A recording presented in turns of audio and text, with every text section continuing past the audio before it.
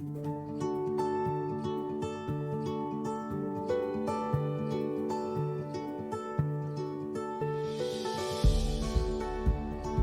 días, Javier, muchas gracias por la introducción. ¿Se escucha bien? Sí, se Bien, escucha pues bien, sí. vamos a compartir pantalla, pues.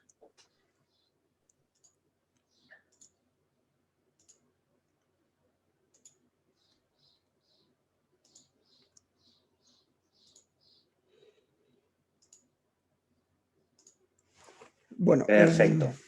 estamos, ¿no?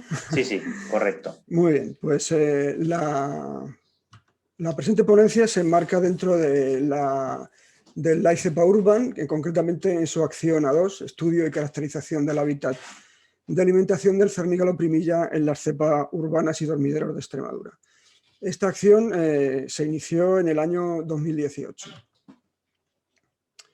Una de las situaciones que se plantearon a la hora de cumplir los objetivos de la acción era capturar y marcar un número suficiente de cernícalos y dotarlos con emisores GPS. Lo primero que se hizo fue hacer una selección de las posibles cepas en las que intervenir y atendiendo sobre todo a la tipología que tuviesen esos emplazamientos de cría. Esa era, digamos, la parte fácil del asunto, porque claro, luego había que buscar los medios para capturar a las aves. En principio, la tipología fue un factor determinante y, como digo, también la accesibilidad a los nidos para poder capturar a los adultos. Finalmente, se optó por 3 ubicaciones, 2 en la provincia de Cáceres, el silo de Hinobo de Trujillo y la Casa de la Anjarada, y una en la provincia de Badajoz, que es la localidad de Acedera. El silo Hinobo es este edificio que tenemos aquí. Se encuentra en la cepa urbana de Trujillo, una cepa que cuenta con otras 15 colonias, además del silo, y está ubicada en una comarca netamente de vocación ganadera, con grandes extensiones de pastizal dedicado a la ganadería extensiva, con algunas extensiones también de cultivos de cereales, de secano y forrajeras. En el censo del año 2017, es decir, el año previo a las capturas, la colonia del Silo Nuevo contaba con 34 parejas. Dentro del Silo Nuevo hay una serie de nidales que están en el exterior, poco accesibles, y una serie de cajas nido que son accesibles desde el interior. Estas son las que utilizamos nosotros para capturar a los individuos que formaron la muestra en este emplazamiento. La Casa de la Anjarada, a pesar de formar parte de la red de cepas urbanas de Extremadura, es un emplazamiento un tanto singular porque es un conjunto de edificios ubicados en las Alfredo, inmediaciones. Sí. Alfredo, disculpa un segundo que te interrumpa, simplemente por resolver una cuestión. Sí, pediríamos a los asistentes que las preguntas que tengan que plantear a los ponentes, por favor, no esperen hasta el último momento, porque la plataforma tiene un pequeño retraso a la hora de recibirlas y nos ha pasado en el caso anterior de Javier que han entrado 2 preguntas cuando ya lo habíamos despedido. Ahora se las trasladaremos por el chat privado para que pueda contestarlas. Y nada, simplemente eso, que hagan las preguntas si puede ser antes de que acabe del todo la ponencia. Disculpa, Alfredo, sigue con tu intervención. No hay problema. Bueno, decía que la Casa de la Anjarada es un emplazamiento un poco singular porque, a pesar de formar parte de la red de cepas urbanas de Extremadura, en realidad se trata de un conjunto de edificios situados en las inmediaciones de la ciudad de Cáceres, pero en un ambiente netamente rural. Esta es otra tipología, evidentemente distinta a la del silo de Trujillo, en la que también, como podemos ver aquí, hay una serie de nidales que se encuentran accesibles desde el interior del edificio.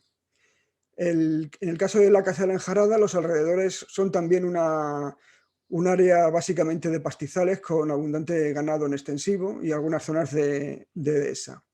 En el año 2017 contábamos entre 15 y 17 parejas en este emplazamiento. El tercero de los lugares donde se intervino para capturar a los cernícalos primilla fue la colonia de la iglesia de Acedera. Esta está integrada por un solo emplazamiento, es decir, toda la colonia nidifica en esta iglesia, la iglesia de San Fulgencio, iglesia de Nuestra Señora de la Jara, Y a diferencia de otros emplazamientos, no teníamos un buen acceso a los nidos para capturar a los adultos. Todos están a gran altura, los emplazamientos, en mechinales bastante inaccesibles, entonces tuvimos que hacer un dispositivo ligeramente más complejo para poder acceder a las capturas. Sin embargo, teníamos un interés muy especial en esta cepa porque se ubica en las Vegas Altas del Guadiana y es un área donde se están produciendo de manera muy acelerada transformaciones de los usos tradicionales. Lo que era primitivamente una matriz agroganadera se ha ido transformando poco a poco en un complejo mosaico de arrozales, cultivos de olivar en regadío, frutales de hueso, en definitiva, un hábitat completamente transformado que supone al cernícalo primilla un reto a la hora de buscar alimentación y por eso teníamos especial interés en seguir a estos individuos. Bueno, en estas tablas os presentamos cuál fue el número total de individuos capturados en la primera temporada. En la iglesia de Acedera pudimos capturar 15 individuos, 25 en el Silo y Novo y 9 en la Casa de la Enjarada. El siguiente año, el 2019, por distintas razones, bien porque los cernícalos no retornaron a la colonia de origen, bien porque los emisores dejaron de funcionar o por otras causas, porque por ejemplo se rompieron los arneses y se perdieron los emisores. El caso es que el segundo año tuvimos muchas menos aves en las colonias, un total de 3 en la iglesia de Acedera, 7 en el Silo y Novo de Trujillo y 5 en la Casa de la Enjarada. Es decir, el segundo año contamos con muchos menos registros que el primero. En general, a todos los cernícalos se les sometió al mismo manejo, una serie de toma de medidas biológicas y una toma de muestras pues, para posterior análisis, en concreto pluma y una muestra de sangre. A todos, por supuesto, se les dotó de una anilla de PVC de lectura a distancia. Bueno, en las características de los emisores tampoco quiero detenerme mucho, saber que eran de tipo data logger, pesaban 5 gramos, capaces de almacenar 20.000 localizaciones. Y lo que sí se hizo después de los marcajes fue durante unos días hacer un seguimiento estrecho de las colonias para comprobar que no había individuos que tuviesen algún problema con el arnés al que se les había colocado. Vemos aquí, por ejemplo, un individuo que se ve perfectamente la antena del emisor que está, en este caso, portando una ceba de cortejo. Es decir, a los pocos días los cernícalos ya se habían acostumbrado a la carga que llevaban y realizaban sus actividades con total normalidad. Bueno, aquí os presentamos cómo vemos nosotros en bruto, por así decirlo, la información que nos llega de los emisores. En este caso son las señales enviadas por un individuo en un día y aquí tenemos las señales con sus correspondientes tracks en una semana. Esto nosotros, una vez almacenado en el servidor, podemos manejarlo como más nos interese, tomando un individuo concreto, seleccionando las horas en las que quieres ver sus movimientos, acotando días y demás. Es decir, puedes hacer una explotación de los datos bastante detallada y según te convenga. Tengo que decir que aquí lo que vamos a presentar son datos de conjunto de las colonias. No vamos a pormenorizar en el uso que hace cada individuo día a día o semana a semana del territorio. Es un trabajo que es bastante prolijo y que está por abordar. Bien, con los datos que nos han facilitado los emisores, hemos construido un polígono que abarca el área habitual de uso de cada colonia.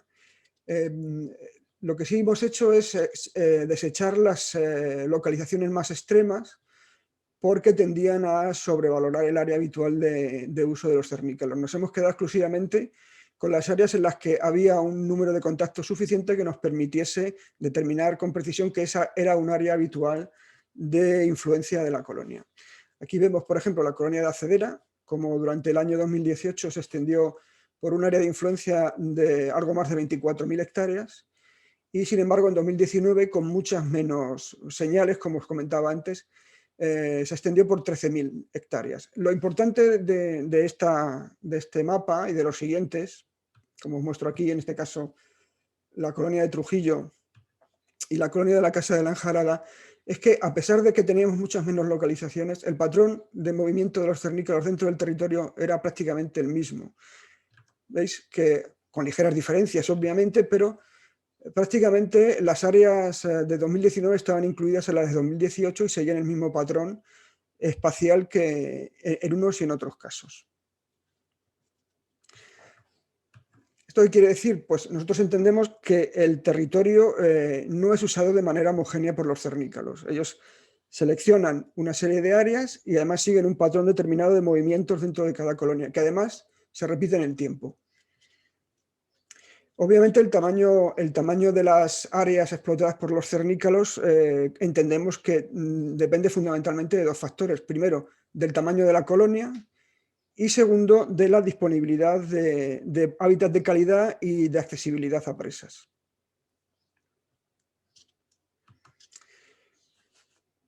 Aquí en esta serie de diapositivas lo que hemos presentado es cómo va variando las áreas de campeo de los cernícalos mes a mes.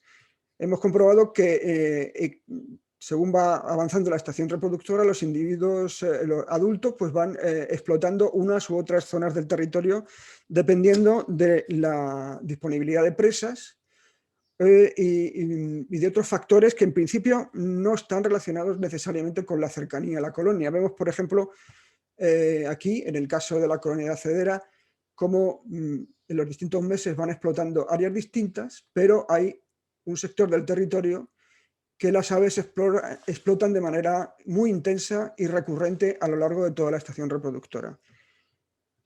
Si vemos el caso de la colonia del Silo y Novo de Trujillo, vemos también cómo, tanto en el año 18 como en el año 19, el patrón se distribuye en torno al batolito granítico donde se ubica la colonia, pero las zonas de campeo van variando mensualmente. Eso sí, hay dos zonas en este caso, al suroeste y al noroeste de la colonia, que son utilizadas de manera muy intensa y recurrente por los cernícalos del Silo y Novo.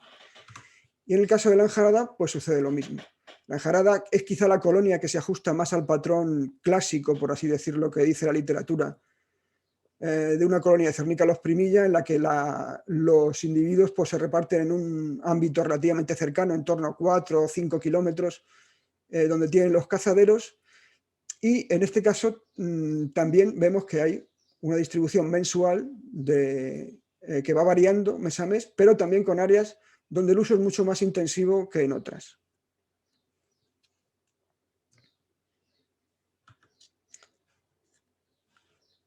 Con los datos que nos ofrecieron los emisores, lo que pudimos hacer fue localizar obviamente los cazaderos sobre el territorio y pudimos caracterizar cómo eran esas áreas de caza preferentes de los cernícalos. Y en todos los casos, para las 3 colonias, pudimos comprobar que había un patrón bastante común. Se trataba de áreas abiertas, cubiertas por pastizales, donde existía una cabaña ganadera en extensivo, una carga ganadera de baja a moderada, y donde existía una población bastante importante de ortópteros, que sobre todo dependían fundamentalmente de varias especies de cardos y de la presencia de retamas y otros arbustos de bajo porte.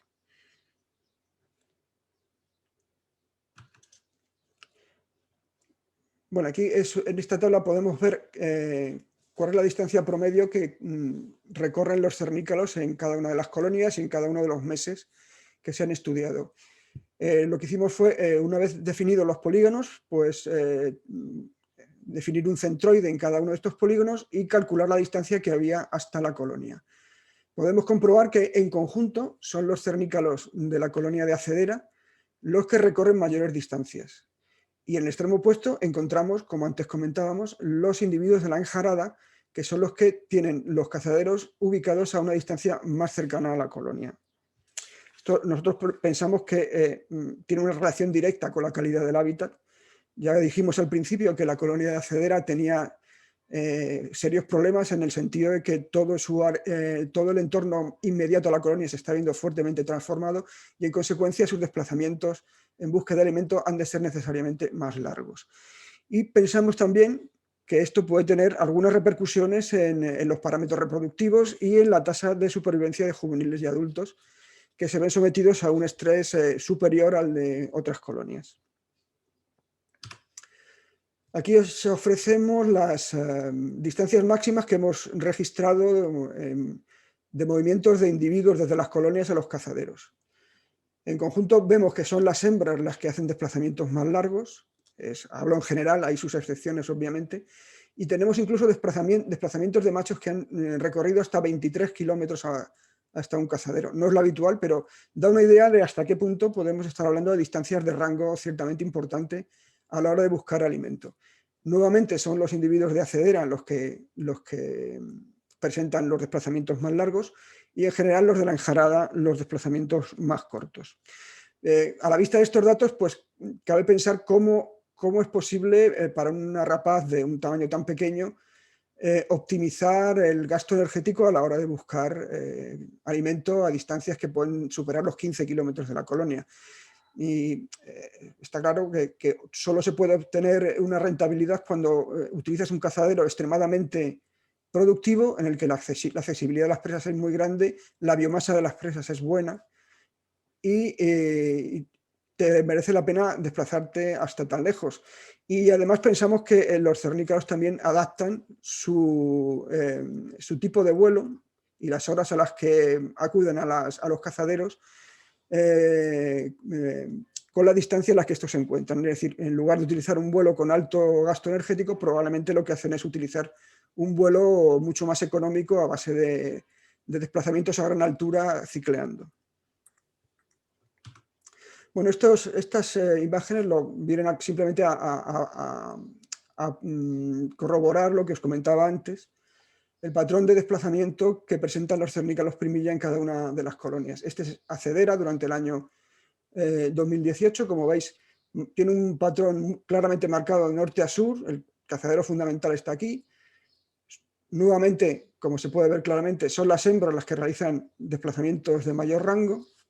Si nos vamos al año siguiente, vemos que el patrón prácticamente no varía, sigue siendo un patrón norte-sur, con mayor rango de desplazamientos en el caso de las hembras.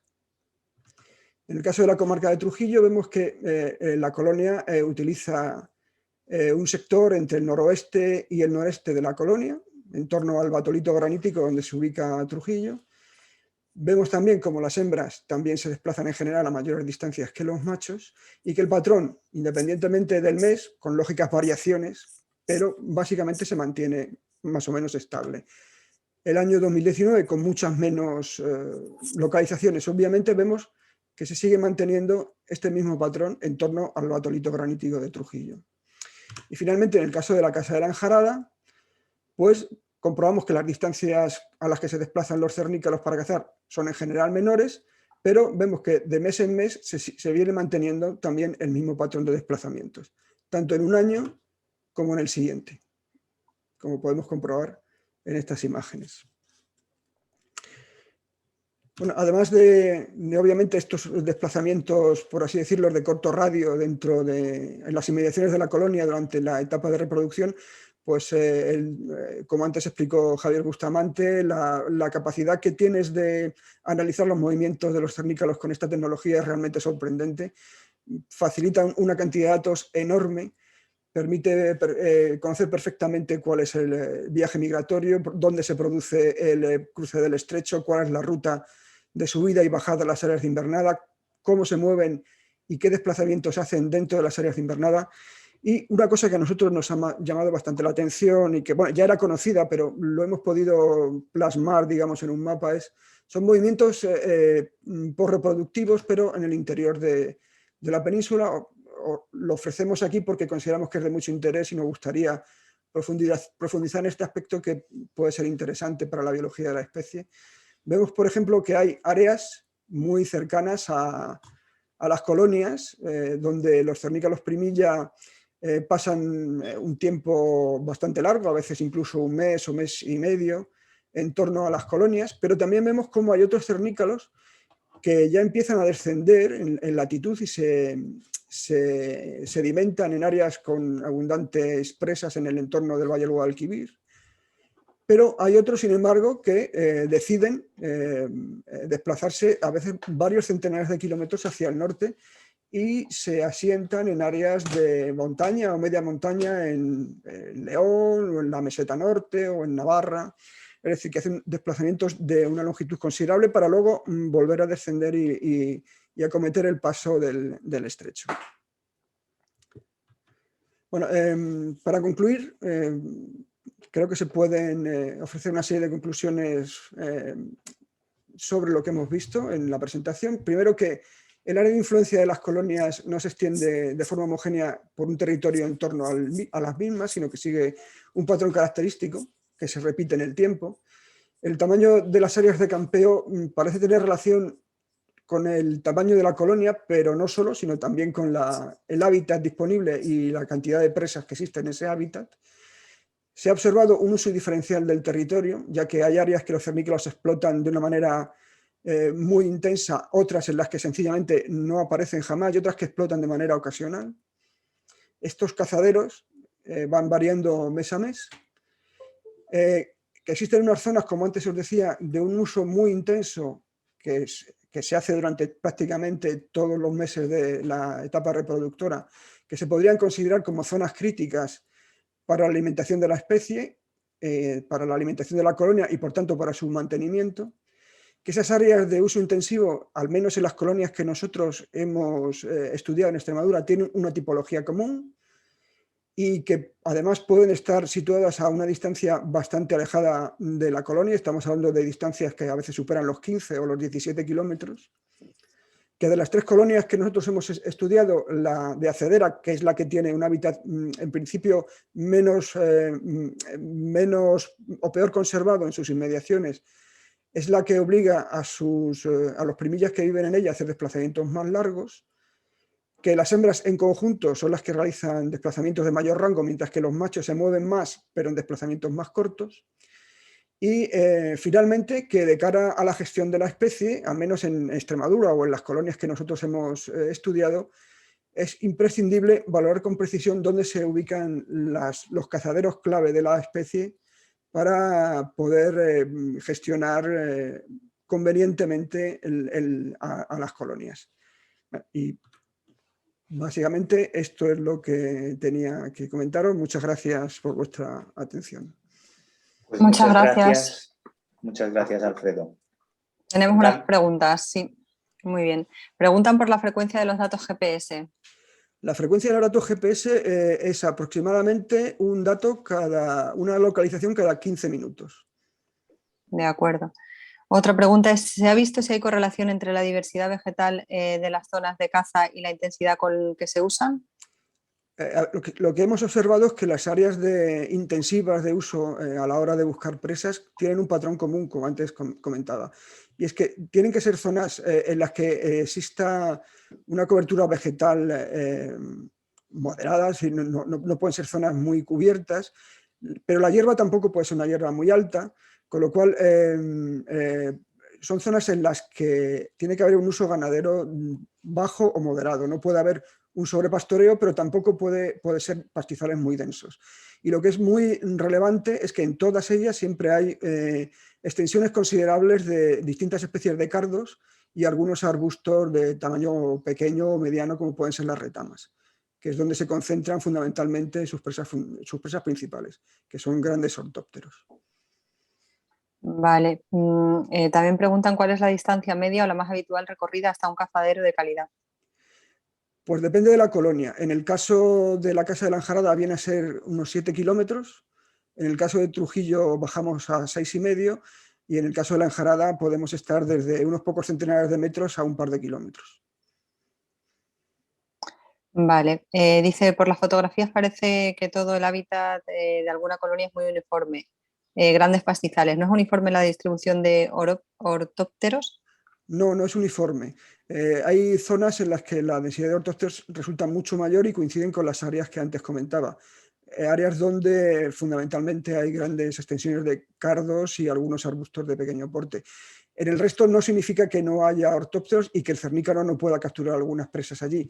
Lo que sí hemos observado es que las áreas con mayor densidad de ortópteros se dan en estos enclaves. y son las que utilizan los cernícalos con mayor intensidad. Vale, preguntan ¿cómo son los hábitats cerca de las colonias? ¿Por qué características tienen los hábitats tan lejanos seleccionados? Bueno, en el caso de Trujillo el hábitat es muy semejante. Es cierto que a medida que nos acercamos a la ciudad el hábitat está más humanizado, lógicamente, pero es un hábitat bastante homogéneo. En el caso de la colonia de la Enjarada, que está en una matriz absolutamente agroganadera, no hay los cernícalos nada más salir de la colonia ya se encuentran en un hábitat que podríamos llamar prácticamente óptimo. También es bastante homogéneo, aunque hay algunos sectores donde pues hay dehesa y zonas de matorral que los cernícalos obviamente no usan nada más que para los desplazamientos. Y finalmente en la Casa de la Enjarada, en Acedera, lo que tenemos es un entorno muy modificado, como comentaba antes, en el que los cultivos de secano y los pastizales están siendo sustituidos de una manera bastante rápida por otro tipo de cultivos que están variando sustancialmente la tipología del territorio. Entonces, los cernícalos de Acedera tienen un territorio no tan bueno en los alrededores de su colonia y sí tienen territorios realmente óptimos a distancias que están entre los 15 y los 17, ya incluso en la comarca vecina de La Serena. ¿Queda alguna pregunta más? Sí, queda una, no sé si podemos. Vale, la última pregunta, sí. Vale. ¿Qué características a priori debería tener alguna zona de alimentación para ser protegida?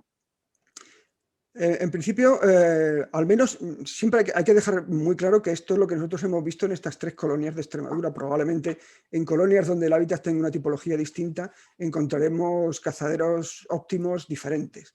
Nosotros lo que hemos observado es esto. Tienen que ser áreas abiertas en las que exista un cierto manejo ganadero, nunca abusivo, y que cuenten con extensiones de vegetación natural, por así decirlo, en forma de cardos o pequeños retamares, que tenga una cierta complejidad el hábitat. No tiene que ser una enorme extensión, por ejemplo, de cereales o hábitats con una excesiva presión ganadera. Tiene que ser un uso tradicional, con una presión ganadera de baja a moderada y caracterizado por eso, por espacios abiertos, con pastizales y con algo de vegetación natural. De acuerdo, muchas gracias. Gracias pues, Alfredo, muchísimas gracias por tu contribución al Congreso.